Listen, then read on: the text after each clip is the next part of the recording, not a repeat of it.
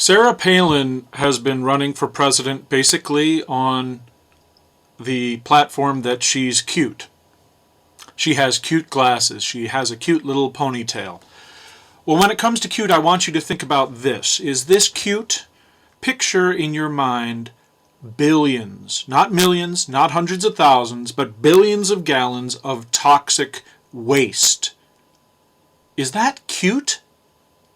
That is what Sarah Palin has approved to be dumped into the oceans, into the waters off of her own home state, into Cook Inlet, where endangered whales up for review under the Endangered Species Act live.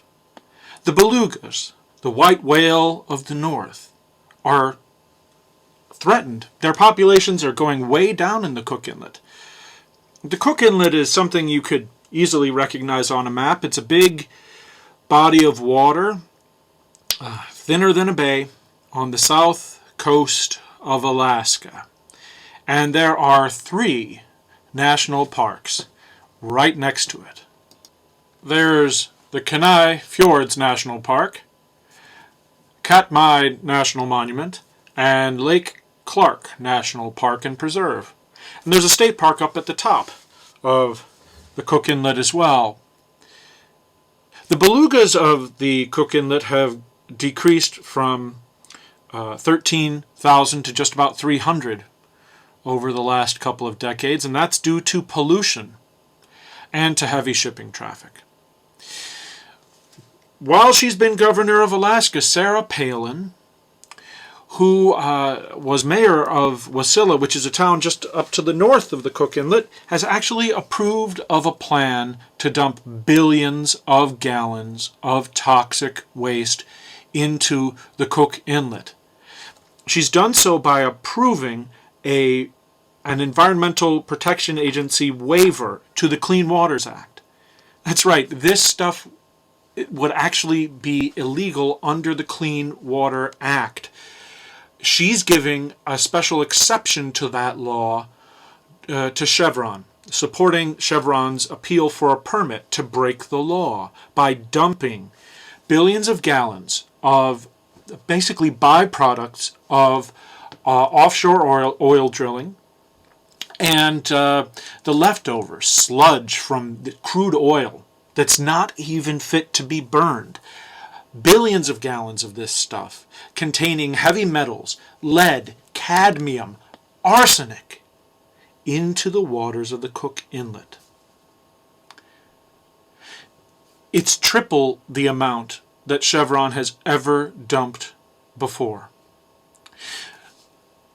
Chevron refused, in its plan to dump this toxic waste, to use existing technology referred to as reinjection that would keep the worst aspects of this pollution out of the waters of the Cook Inlet. In fact, Chevron has even tried to prevent research into the environmental status of the Cook Inlet.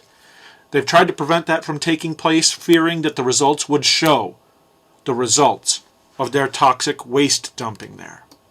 But there have been consequences. Those poisonous substances, like arsenic, cadmium, lead, the very same substances that are found in the toxic waste that Chevron has been dumping with Sarah Palin's approval into the Cook Inlet, they've been found in fish and shellfish in communities right around the Cook Inlet. Communities like Seldovia at the mouth of the Cook Inlet.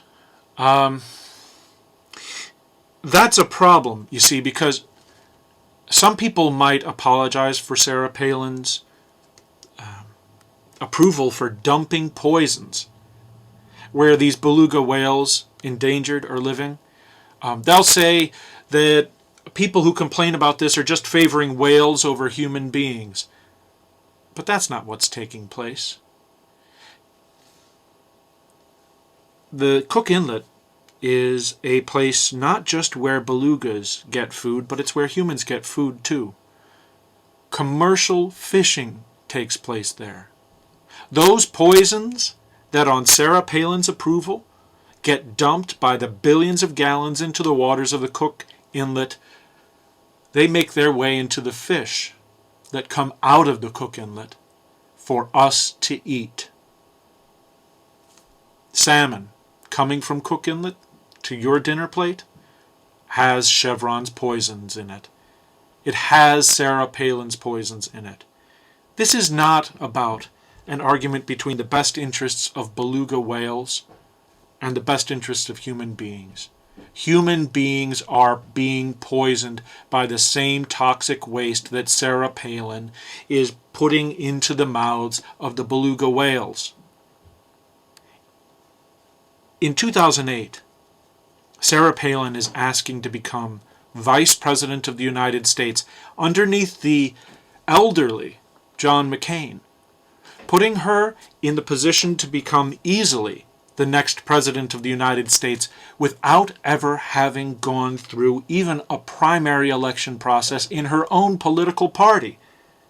Americans, we need to ask ourselves, are we willing to elect someone to the White House to become quite possibly president who has poisoned with billions of gallons of toxic waste the beluga whales of the north and the people who eat the fish from Cook Inlet?